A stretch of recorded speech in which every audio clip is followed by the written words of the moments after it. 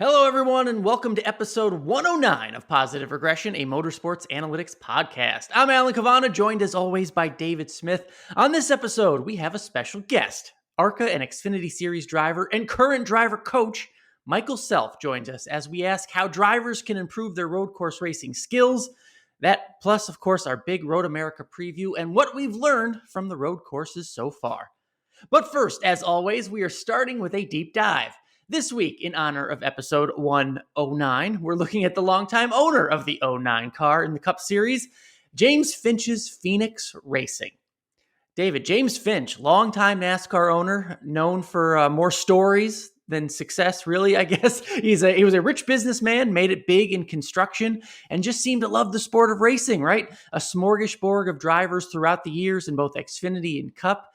For some drivers, it almost seems like a rite of passage. You had to take a stint in the Phoenix car. But David, I think the highlight, at least competitively for Phoenix Racing, of course, was the big win with Brad Keselowski at Talladega. Remember that race where Carl Edwards went sailing into the fence? Brad Keselowski told us who he was, and he's been the same driver ever since. But that, David, was a big win for James Finch. What should we know about him? Oh gosh, yeah, you're right. That was the culmination moment. But really, this started as a Busch Series team predominantly around Jeff Purvis, and it grew to a part-time Cup Series team. The program had high hopes going into the 1994 season. It was going to be Neil Bonnet's big comeback season. Country Time Lemonade was the sponsor. Hoosier Tires were on the car. But unfortunately, Bonnet was killed during practice for the Daytona 500 that year. And that crucial step forward, it still would have been a limited schedule, but it did not come to pass. So the team pressed forward, part-time basis, funded either by Finch's construction company, as you mentioned, or longtime sponsor Miccosukee Casino and Resort. And with that, they started running close to the full schedules in the early 2010s. Only the one win that you mentioned in 251 starts at the Cup Series level, but bet your ass they partied after all 251 of those starts. Or maybe it was just one party and it kept going. But James Finch, with his omnipresent red Solo Cup, they did things differently. They operated out of Spartanburg, South Carolina. You can actually see the shop from I-85 as you're driving north or south. It is now a Guy Roofing facility, a longtime neighbor of Phoenix Racing and then eventual sponsor. Before that, the shop was occupied by H. Scott Motorsports, who bought the team and the shop from Finch in 2013. But as the team itself went on, this team spent a lot of time as a start and park team when that tactic became popular in and around the economic recession. It went full throttle, though, at Daytona and Talladega. Phoenix Racing did 11 of their 15 career top 10 finishes came on the drafting tracks. Different drivers in the car: Jeff Bodine, Mike Wallace, Johnny Sauter, Brad Keselowski, as you mentioned, Mike Bliss, Kurt Busch, and Regan Smith. Firstly, I too would require a red Solo Cup to work with that roster, but each of them did score top 10 finishes on behalf of Phoenix Racing. Johnny Sauter specifically got one for himself in Phoenix, Arizona, Phoenix Raceway in 2005. And then Kurt Busch, I think, had, if it's not Keselowski's performance, this one at Sonoma, memorable, which he finished third. And basically the car was broken and smoldering on the racetrack after it was over. But the highlight is Keselowski, and really that win, that step that James Finch provided Keselowski in 2009. Just 15 races in the Cup Series for Brad K. Of course, he made some of those with Hendrick Motorsports, but he had a 1.8 peer that year. It ranked 12th among all drivers that season, and that was before he was officially a Cup rookie. In hindsight, that was a sign of things to come, and a lot of it transpired due to Phoenix Racing and car owner James Finch. Yes, a lot of big names, maybe not the results, but to trace the history and the names that came through there, it plays a part into their history. That's why it's cool doing some of these deep dives. You mentioned their shop down in Spartanburg. I was there when it was officially H. Scott, but it was still all the remnants of Phoenix Racing. Brad Keselowski's trophy was still there from Talladega. They had a big Elvis in there, just a statue of Elvis. They had a bar inside the shop. I mean, it was still the James Finch era, if you will, inside H. Scott Motorsports a few years ago. So that was always a fun time to see it down there. I'm glad you mentioned the Kurt Busch year because that was a big deal, right? It was a team that could give opportunity to someone who needed it, right? To someone who needed to be on the track. And we don't see many James Finches anymore, right? A rich guy, loves racing, loves to spend some money, right? And just be at the track and maybe, win the party and not necessarily race. We don't see as much of that anymore, David. Yeah, and you're right. For a lot of those guys, it was maybe a redemption tour Yep. of sorts. I would argue that James Finch was the right owner at the right time when those guys needed it. So, I mean, really, he was almost a way station of sorts. And maybe that's a bit degrading, but he kind of was just a way station, a stopover for some of these drivers that kind of needed to gather their thoughts and move their career forward from there. And it worked, and it lasted a while, and we still talk about them. We remember them, as you mentioned. The stories that we can talk about Phoenix Racing are all relevant. Just an interesting time, unique team within the sport. I kind of do hope that we see something like it again. Just this free spirited bunch, kind of doing their own thing against the grains of the norm. Yes, and for more on James Finch, you should Google it because there's a lot more to the story both in the past and currently. But we'll cover that in another podcast. But episode 109 dedicated to James Finch's Phoenix Racing. So let's get this episode started. It is always awesome when we have a guest here on Positive Regression, especially somebody who has been behind the steering wheel of a race car. And today on this episode, we have Michael Self. Michael is an 8-time race winner in what's now the ARCA Pro Series West. He won 9 times in the ARCA National Series, made 7 starts. You remember his car in the Xfinity Series for JD Motorsports back in 2017. And now he's the general manager of Silver Hair Racing, a team competing in Trans Am's TA2 series. But Michael, first of all, thank you for joining us. We want you here on the podcast because you are also a driver coach / performance advisor. A little slash there on the title. How did that come to be, working with other drivers and trying to enhance their skills? Yeah, well, first off, thank you. That was an awesome introduction, by the way. You nailed it. Hit all those stats out of the park right there. But thank you guys for having me on. It's great to be here. The coaching thing has been something I'm going to go way back on a little bit to when I was, I think 17 or 18 years old. And I grew up out in Salt Lake City, Utah, and our local track out there at the time was Miller Motorsports Park. And they had the Ford Racing School, which was really the only school backed by Ford in the United States at the time. It was basically for whoever, right? If you were an everyday person, you wanted to come get experience on a racetrack, you could come to our 1-day schools, 2-day schools. There were hot lap events where you'd run for 3 hours and just get time in a race car on a racetrack. I got the opportunity to coach out there, being a local from the track, and it was something that I always really, really enjoyed. It was fun for me to get outside the race car and share my knowledge with people who maybe didn't know anything about racing. Right? It was, you just take it down to such a basic level and people are enthralled by that. They're interested in that. And that really got me hooked on working with people, kind of thinking about racing in my own way a little bit differently, I guess, because you're always teaching someone something a little bit different or someone's got a different perspective on it. And that was always really, really cool to me, along with sharing my passions. So I started working out at the school. And then when I moved to North Carolina, that was in 2014. I started coaching a little bit for, if you guys remember, H. Scott Motorsports at the time. Mike Ricci over there was a good friend of mine, and he hooked me up with a couple drivers right there off the bat. One of which was Justin Haley, and so Justin Haley ran for H. Scott. I guess it was 2015 was his first year. We went over there and knew he was going to run for the K&N championship. They signed me up to be his driver coach and spotter for that entire year, but he also bought a Trans Am TA2 car. And I remember going down to Sebring early. I hadn't heard of the TA2 series. I was very familiar with Trans Am from Trans Am back in the 70s, but as far as I was concerned, it was a little bit dead, so to speak. There wasn't big car counts. It wasn't something that was still a big series or something that was very well known. And so we went down to Sebring early in the year. I think it was January. They just bought this TA2 car, and they were like, it's very similar to the K&N car. Come take a look at it. And I remember I got down there and I was like, I'm going to jump in this thing. I'm going to take over your car for a minute, and I'm just going to learn what this thing is all about. And I remember getting in it and making just a handful of laps, 4 or 5 laps. And I was like, this is just like the K&N car. I was like, this is very, very similar. At the time, they were both running a bias ply tire, very similar construction tire.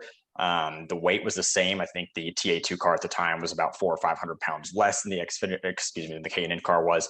And it just drove very, very familiar to what I've been racing in the K&N series up to that point. And so I said, man, everyone should be doing this, right? There's nothing better for guys that want to learn road racing in NASCAR than this. This is awesome. And so went throughout that season with Justin and coached him. He ran, I think, 5 or 6 TA2 races, the full K&N championship. The next year he ran for both championships, the TA2 championship as well as the K&N championship. Of course, he won the K&N East championship that year. I think we finished second or third in the TA2 series points. And about that time is when I saw TA2 really starting to catch on. I think more guys were seeing, whether they were seeing that Justin was doing it or they were just becoming more aware of it. You had Matt Tiff started to come over and dabble in it a little bit. I think about that time, Ty Dillon had done a little bit of it. So fast forward a little bit, Justin moves up to go run the truck series. I decided to stay with the TA2 stuff. And in 2017, I think, is when you really started to see guys take note. I think that's the year when Christopher Bell came in and started doing a little bit of it. Harrison Burton started to do a little bit of it. Matt Tift was there. And it just kind of grew over the next couple of years to what the series is now, is a great home for development. And for me, it's been something that I've been able to make a home for myself, coaching guys and sticking with that initial philosophy of these things are so similar to the K&N cars or even the Xfinity cars or the ARCA cars. This is something that guys really need to take advantage of. And it's been fun to see it grow and the series get more exposure and notoriety because of that.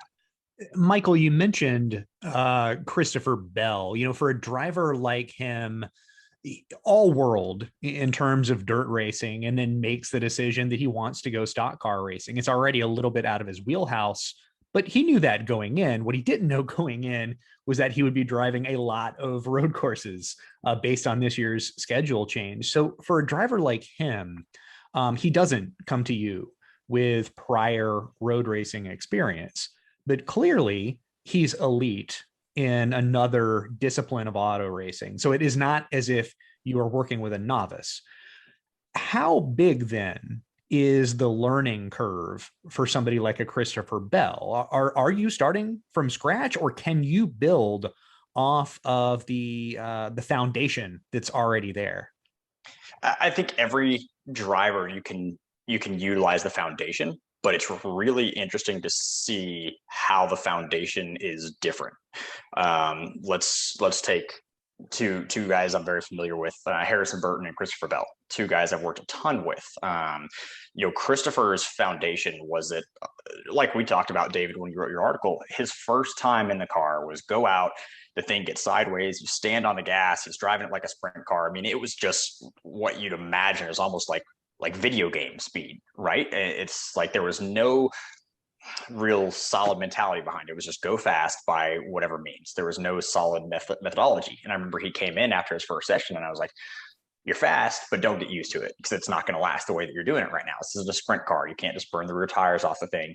But the speed was obviously right there. And then we look over at Harrison Burton. Harrison is very methodical. Harrison has the foundation of, Harrison doesn't tear stuff up very often. Harrison kind of works his way up to things. I think throughout his entire career that I've watched, he may start the weekend a little more timid than other guys, but by the end of it, he's always there on pace.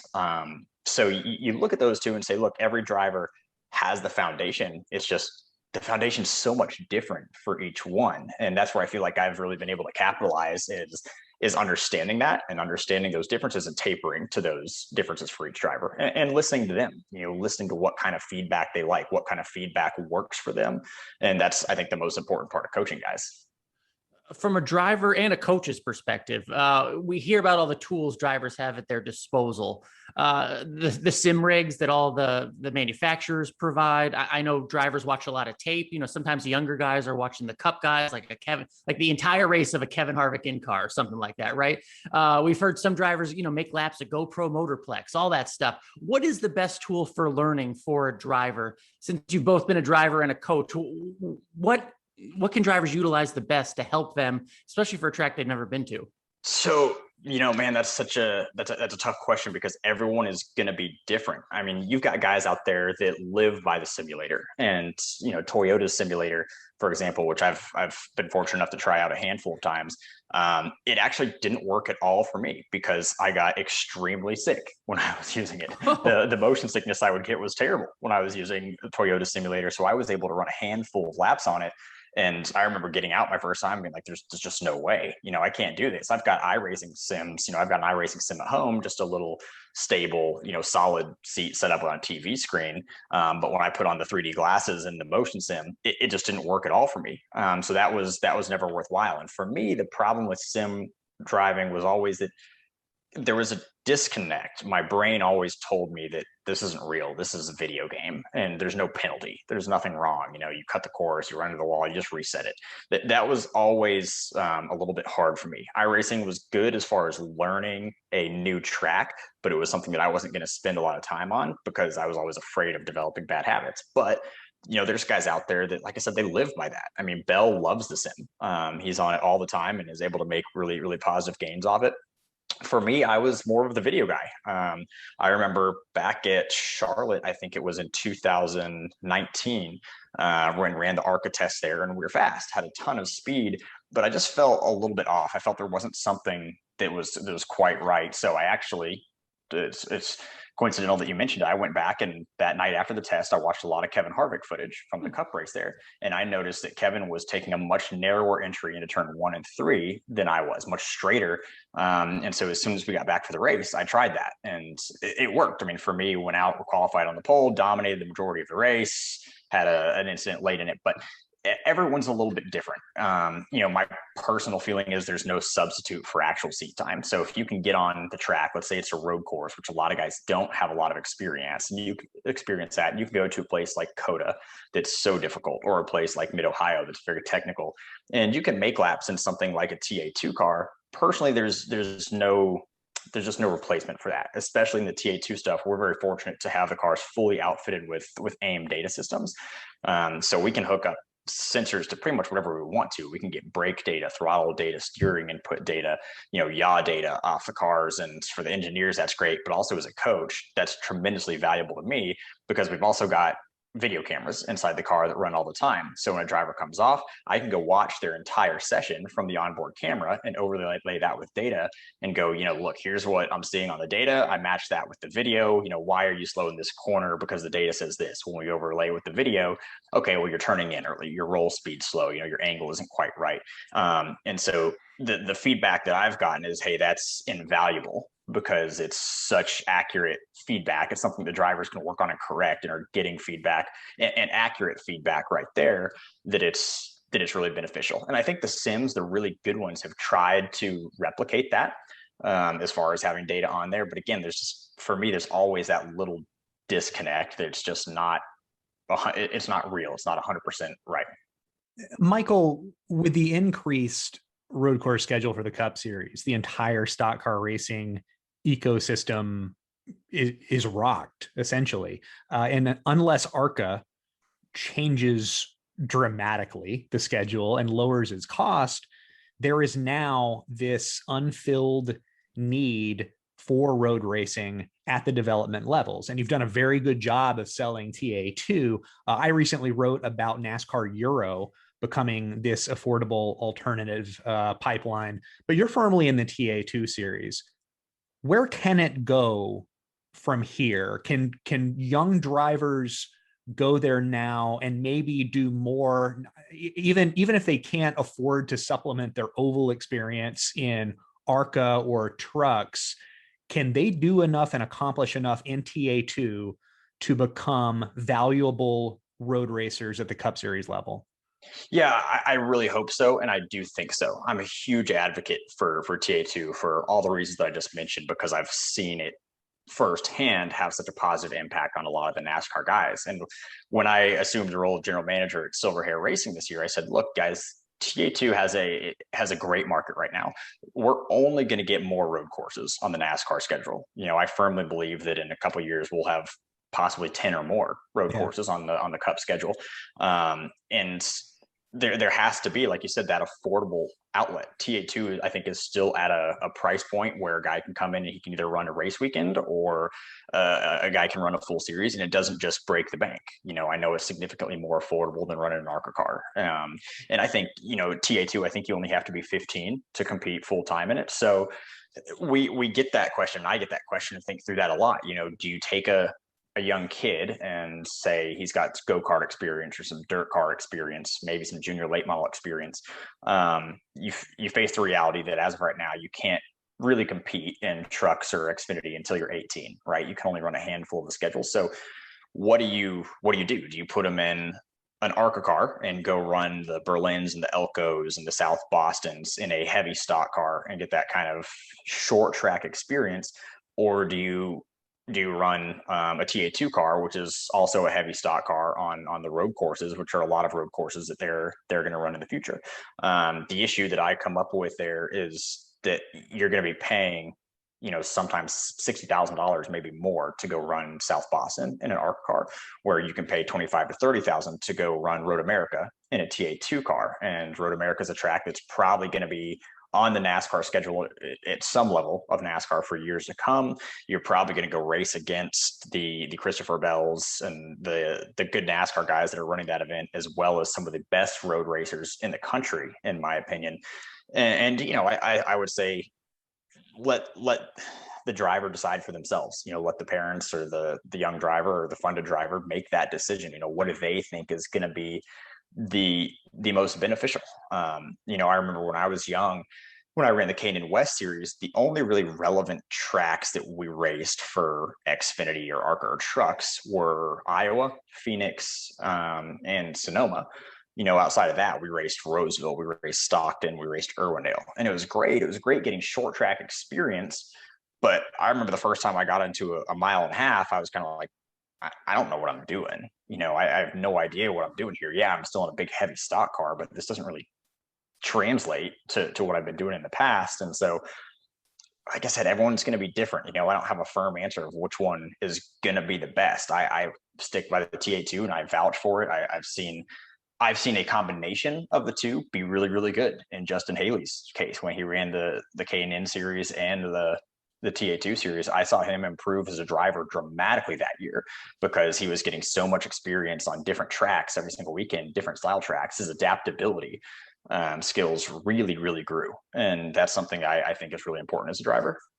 Good stuff. Good perspective on that, because we are going to Road America, where a lot of us, I mean, myself, I've never been there. I've only seen it from afar. I'm certainly not a driver. So using your coaching theme of making it as basic as possible for us and our listeners, Michael, what matters? What do you want the car to be able to do at Road America? Give us some finer points that we should be thinking of this weekend.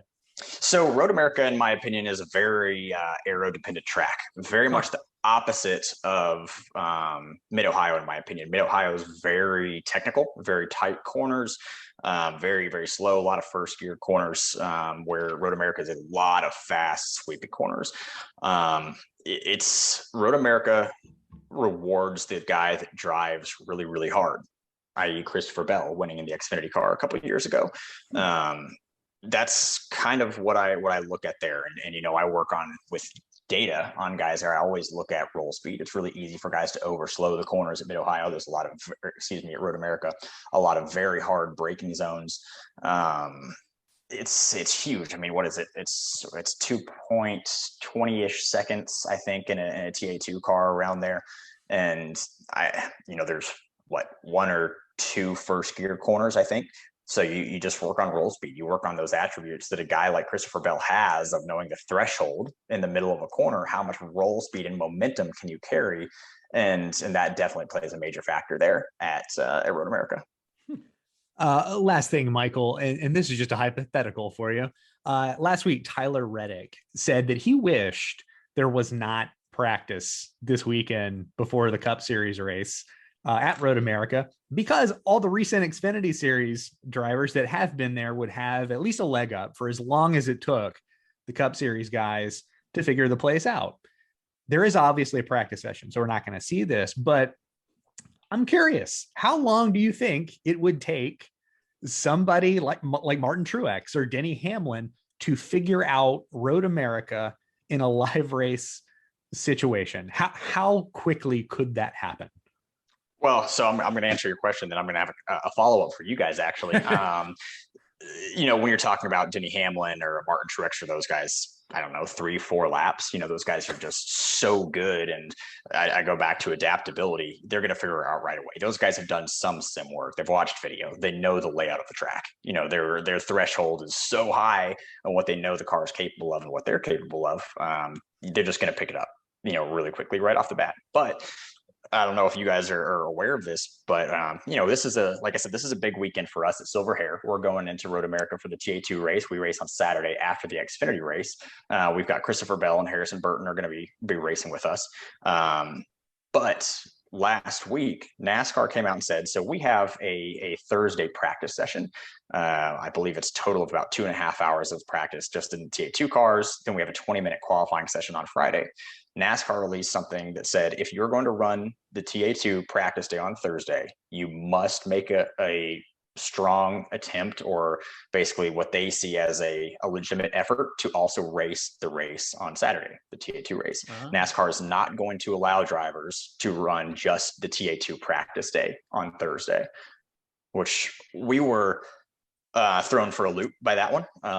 That definitely took us off guard. It was interesting to see NASCAR kind of come in and say, put the hammer down on something that's been happening for years. Yeah. For every year that we've gone to Road America in Mid-Ohio, we've had guys that just run the early practice, the practice day.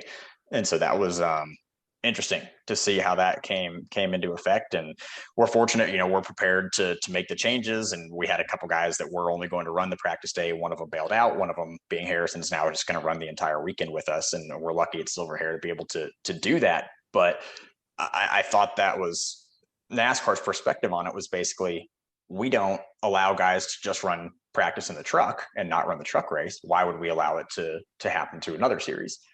So it's just kind of an interesting thing to swirl on and to think about that's going on right there. Yeah, that is a good nugget for the weekend. All right, good stuff. Michael Self, thank you so much for joining us. Winner, driver, performance enhancer. Can we call you that, Michael? Is that? Yeah, is that I like it. I like that. Right. Michael Self, performance enhancer, new business card for you. Yeah, I appreciate it. And thank you guys. Definitely check out the TA2 race this weekend. We're ecstatic. We've had a great year so far with Silver Hair. We're definitely building on things. Excited to have Christopher Bell and Harrison Burton racing alongside Tyler Casera and Maurice Hull this weekend up there. I think we've got 38 to 40 cars on the entry list. The TA2 stuff puts on an awesome show. I mean, you're watching the top 10 guys, some of the best road racers in the country, and really good comparison for the NASCAR guys and how they're going to run on Sunday or Saturday compared to how the TA2 guys race on Saturday afternoon. And they usually put on an awesome event. So I urge everyone to check it out and keep up with it. Excellent insight. Michael Self, thank you for joining us. Thank you guys. I appreciate it. What a way to get into our Road America preview, David, because, hearing from a driver, hearing what they're preparing for and all that, it only goes along with what we've been talking about much of the years, because there are so many road courses on the schedule. This one being a new one for many of the drivers. Cup Series never been at Road America in the modern era, if you will. So let's start our preview off for Road America by talking about all the road courses, David. So far, what we've learned this season, because we've had 3 of the races so far. Has anything surprised you so far into the road course schedule? Yes, but it's not statistical. It's the level of buy-in. And maybe this is just a small sample, purely qualitative stuff, but it seems from the drivers and team members that I've talked with that road courses, the expanded schedule, and specifically COTA, they were all up for it. COTA as an event had a lot of issues. All of them were weather related, which I think is a shame because it sounded as if just from preparation, game planning, everyone had something up their sleeves, ready to go, ready to try. And we didn't get to see that race. We saw another race, a rain soaked race. But a dry race at COTA for NASCAR was and still is something that I look forward to seeing because of the collective buy in, the additional training, as we talked with Michael Self about. I don't think that was totally the case with the Bristol dirt race, between the skeptical drivers, the crew chiefs sort of just shrugging on setups that might work.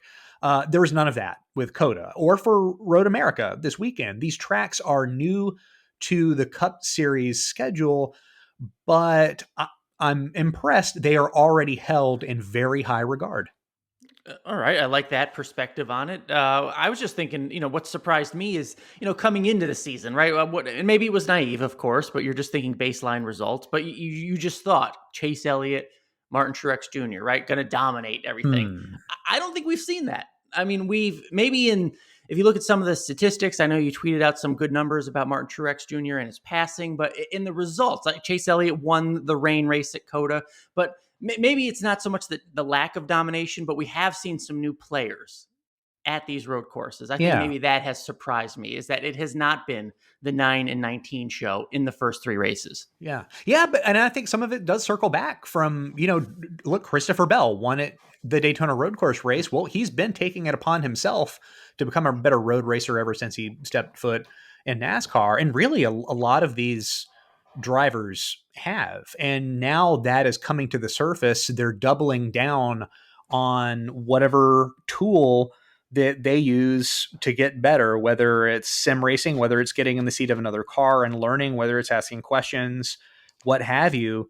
But now, because of the expanded schedule, I think we're entering a world in which if you're bad at road racing, I don't think you can hack it in the Cup Series. If we're just going to continue adding more races, it's going to become more and more of a skill that requires prevalence across all different road course facilities. All of them are unique, of course, but I think what you're hitting on is kind of the way things are going to have to be moving forward. All right. That's fair. Now, that's one side, right? I mean, who was kind of impressed or maybe surprised us? There's a flip side to that. Who's disappointed a little bit? David, top of my list only because of the results. I would say I'm a little disappointed in William Byron because when I look at motorsports analytics, I look at his speed on road courses. He's 9th in speed. He's had speed at road courses. You've talked about it on this podcast for a long time. He's had poles. He's been very good at road courses. But then you look at points scored, David, 24th in the 3 races. He is 24th in points scored. That just seems like a missed opportunity to me. Yeah, that's a good shout. The Sonoma race was a tough one for him. For me personally, it's kind of similar along those lines.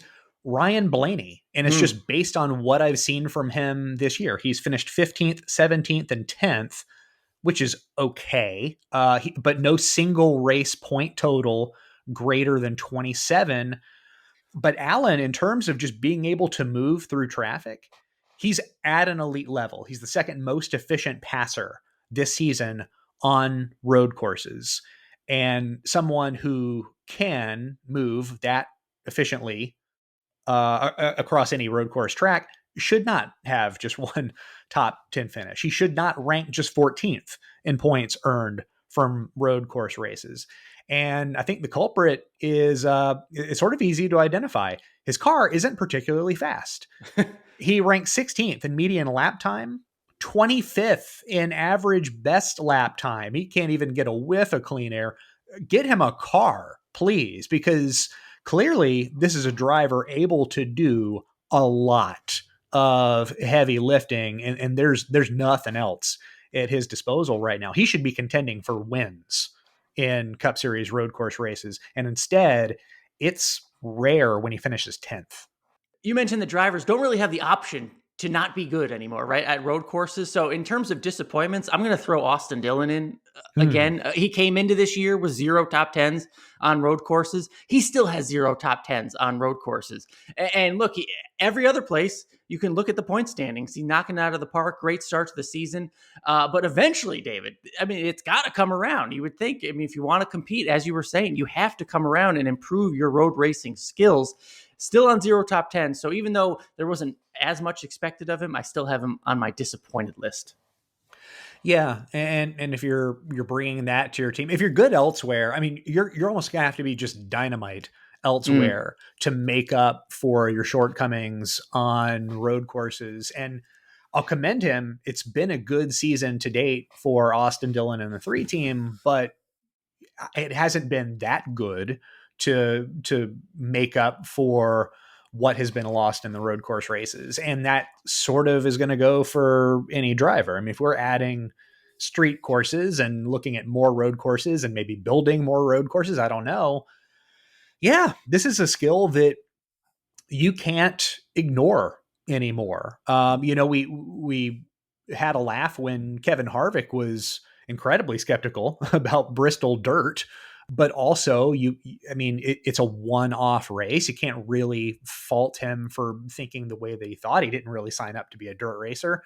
Not much adaptation is required if we're only going there once a year, but that excuse doesn't exist with the road courses. So these races, and while there isn't enough playoff representation to warrant the championship teams going all in, trying to figure out how to dominate at these places, it's still crucial. And there are still, I mean, you've pointed this out repeatedly this year. These are opportunities where guys in the middle of the pack, in the bottom of the pack, can surprise and win.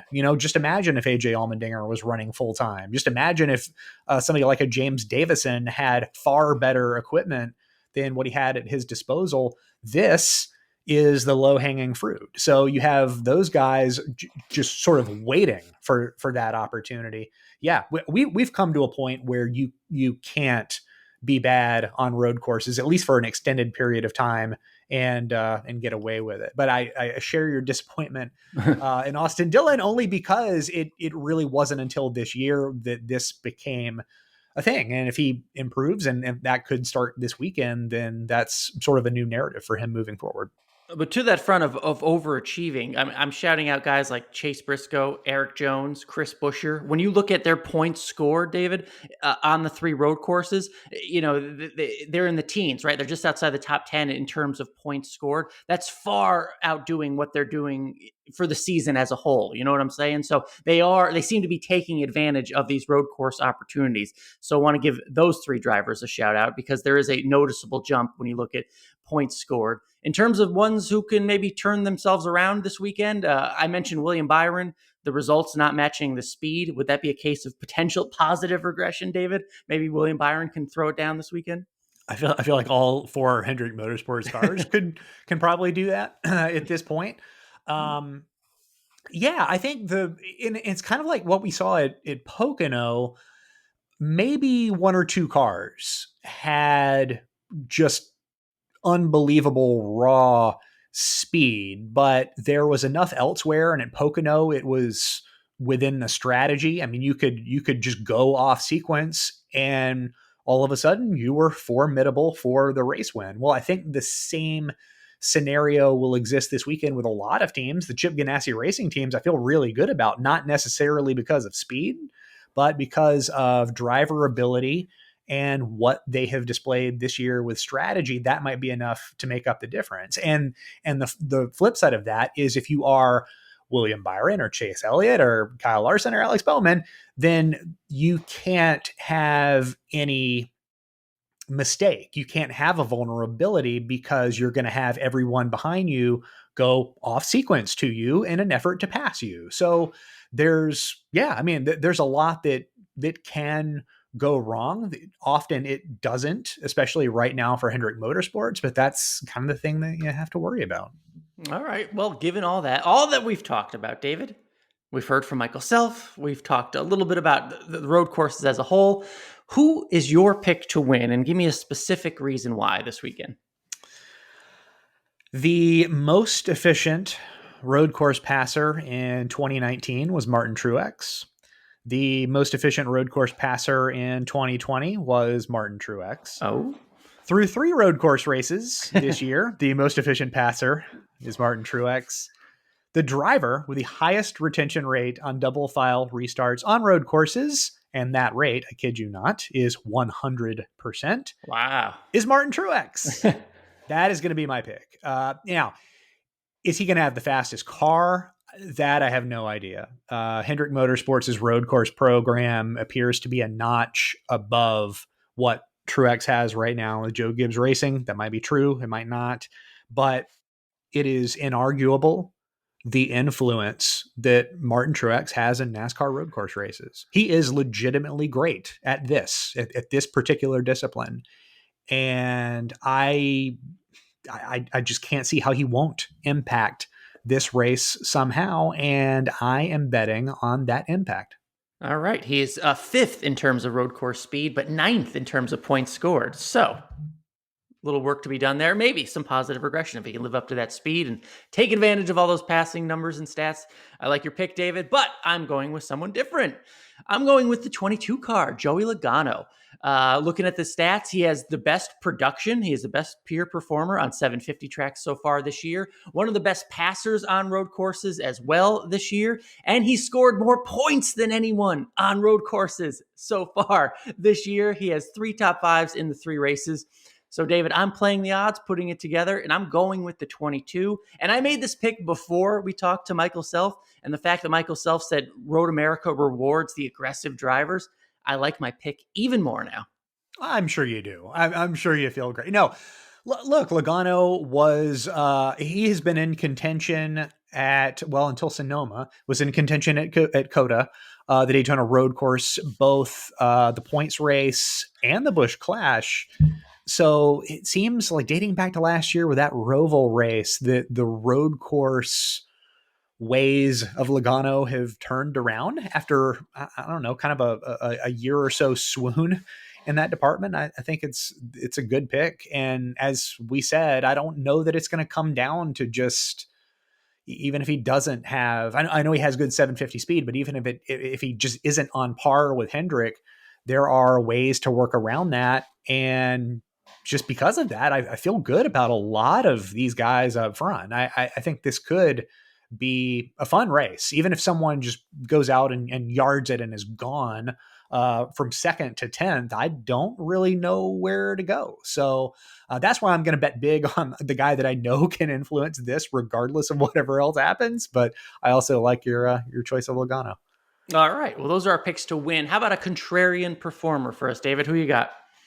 Ryan Preece. And I'm focused on the passing here as well. He ranks as the 5th most efficient passer this year on road courses. His JTG racing team, at this point, I never really know what I'm going to get from them, but Preece does take to these tracks very well. I think Trent Owens can map this race out strategically. He's a +7 on positions earned this season through green flag pit stops on road courses. Coupled with Preece's ability to pass, I feel okay. I feel pretty good about their shot this weekend. They just have got to build. Preece did race once at Road America. He finished 11th in 2016 driving for JD Motorsports. So he did. He has experience in relative backmarker equipment at this very racetrack. So I think that might be a place where he can have some application. All right, good stuff. My contrarian pick for the 2nd week in a row, David. Ross Chastain. It didn't work out so well last week, which was disappointing, not only for me, but obviously him, of course, and the 42 team. But for a lot of the same reasons I picked Logano for the win, I'm picking Ross as my contrarian performer.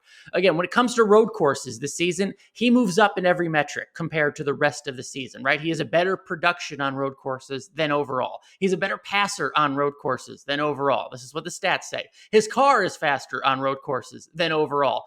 points scored, all that stuff. So I'm taking him again, second week in a row, and hopefully that bad luck bug doesn't hit him, because we saw what he did in Coda. He's been good momentum lately. I hope he gets it back this weekend. He is my contrarian pick for the road course at Road America. We'll see what he can do. All right, good episode, David.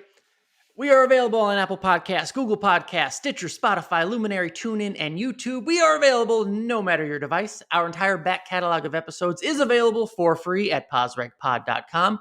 If you like what you're hearing, please leave a rating or a review. This stuff helps spread the word. We, of course, notice. It is so appreciated. If you have questions, we'd love to hear them. We'd love to answer them, actually. Reach out on Twitter at PosRegPod, POSREGPOD. David, you're always working hard. What do you got this week? This week for NBC Sports, writing about Tyler Reddick and the driver that he is becoming. He is now very close to being viable across all track types. Also, I will have a Road America race preview on Sunday morning. So follow along on Twitter at David Smith MA to stay on top of all of that. All right, good stuff. As always, make sure you hit up my social media accounts at Alan Cavanna on Twitter. Every Thursday, we get you set for the race weekend, not only in NASCAR, but across all forms of motorsports. With our quick hits video from Speed Sport, we do another one on Tuesday, reviewing the weekend. So just make sure you keep it on there. And of course, watch Fantasy Live. Remember to set your lineup, fantasylivenascar.com. Myself and Amy Long will try to provide you with some good advice for the weekend about who to start. It's getting to that crunch time where you don't have many good starts left. So you may have to start someone other than Kyle Larson because you're out of them or you want to save him. We got good advice for you. Make sure you watch that. Again, just hook it up on my social media channels. You'll see it all. But another good episode. Glad to have Michael Self. Thank him for joining us once again. For David Smith, I'm Alan Cavanna. This is Positive Regression.